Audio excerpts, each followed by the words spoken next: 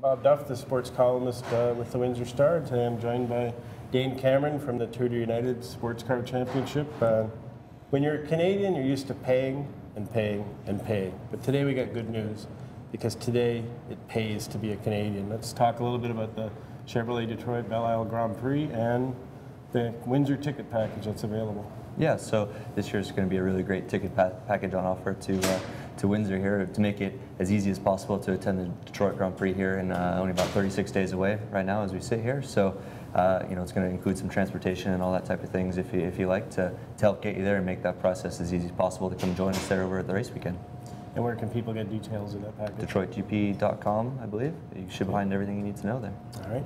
Now you're in the Tudor United Series. It was new last year when they combined several sports car series. How has that helped the program in general? Well, it's been great. It just makes it simple for all the fans to have one source, one championship to follow. You know, now there's no more confusion amongst who's in what class or what category, what championship. So it's all on a united front now, which is a big plus, I think. You know, now we have one IndyCar series in the country, or in North America, and one professional sports car series in the country. So I think it makes it really great to follow for all the fans. For people that are going over to see the race, what type of cars will they see in the Tudor series? So for us, we have endurance sports car racing. So we'll have this weekend here, we'll have 3 categories. We'll have our top class, which is prototype, which is what I'll be racing in. Then we'll have our prototype challenge cars, and then we'll have our GT Daytona cars. GTD will be kind of your Porsche Cup cars, your Ferraris, BMWs, Aston Martins, all those types of things. PC is a spec prototype purpose-built race car, so everyone has the exact same equipment.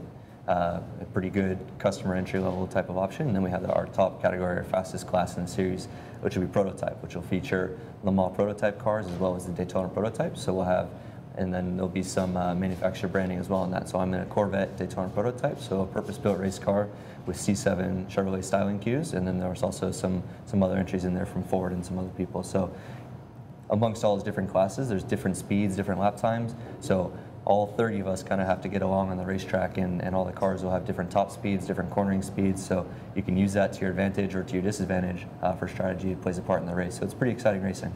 So in some ways it can be like driving on the freeway. You get the slow guy in front of you that you get around. Yeah, no, certainly. It provides kind of a whole different aspect. So we'll have a 100-minute race here and 2 drivers.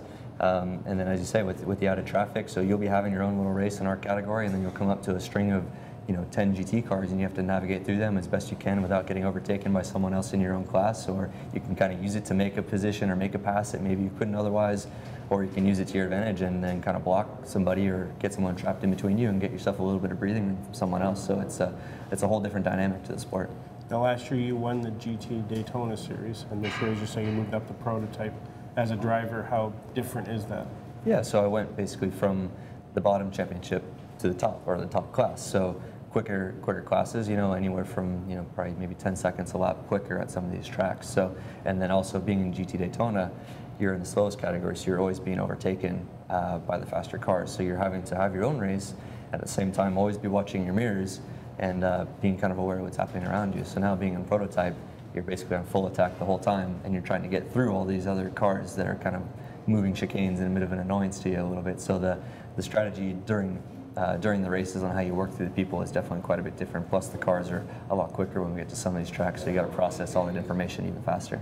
Now the IndyCar drivers always talk about what a physical challenge the Belle Isle track is. What's it like in your class? Yeah, it's certainly a really physical place. So it's a pretty short lap. It's very busy, a lot of corners. It's very bumpy, so you take quite a beating inside the race car. So we have 2 drivers, so we'll each kind of do about 30 to 50 minutes in the car type of thing. So a little bit shorter stint for us than the IndyCar, but we have a completely closed cockpit car and sealed windows, and then no air conditioning. So, depending on the weather, it can be, anywhere well above 130 degrees Fahrenheit inside the car. So definitely the temperature adds a whole other dimension to the physicality of our race cars. Now, you're used to being in front of a lot of people in a race car. Later today, you're going to be in front of a lot of people standing on a pitcher's mound, throwing out the first pitch at the Tigers game at Comerica Park. First of all, how's your arm, and second of all, how are the nerves? I've been working on the arm a little bit. Hopefully it doesn't let me down. I'm looking forward to that. It'll be something I've never done before, so it'll be pretty exciting. And we've heard some good and bad stories about people who have done it in the past. So hopefully we stay on the good list and not on the bad list. it'll definitely be different than being strapped inside the race car and kind of hiding in there by yourself with your helmet on. So it'll be a lot of eyes for sure, but I think it'll be a lot of fun. May 29th to 31st on Belle Isle, we'll see Dane and the other Tudor United Series drivers going at it, and that's where you want to be. And if you're from Windsor, there's a great ticket package available. Dane, thanks for dropping by today. Thanks very much for having me.